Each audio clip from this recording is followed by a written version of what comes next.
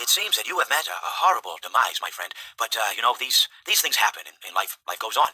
Not for you, obviously. You're dead. But it reminds me of a time I was... Well, it seems that your journey has ended. Very sorry about that. It was always going to end this way, of course.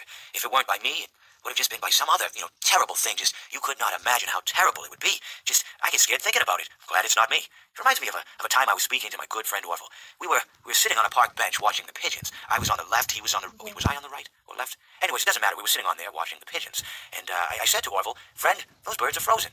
And he kind of looked at me like I lost my mind. But I reminded him that it was winter, and often birds will sit in a tree until they freeze. And then they sort of fall to the ground until the sun warms up, and they can, move around again. So I said to Orville, you might as well save those breadcrumbs until the birds thaw, because they can't very well enjoy them in the condition they're in. To which he asked what I meant, and asking what condition the crumbs should be in before he threw them to the birds, assuming that I meant the birds couldn't enjoy the breadcrumbs in the condition that the crumbs were in, when in fact I had meant the birds could not enjoy them in the condition that the birds were in, considering that the birds were frozen.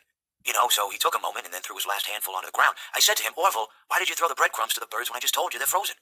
To which he responded, the breadcrumbs are not frozen. Again, misunderstanding my words. I didn't mean to say that the breadcrumbs were frozen when I said I told you they're frozen. I'd been referring to the birds.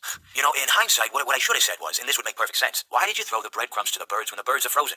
He misunderstood upon my correction, stating that he didn't know what else to do with the breadcrumbs, and that perhaps, when the birds thawed, they'd still be able to eat the crumbs. So I said to Orville, and this is what I said to him, I said, Orville, the birds may be dead,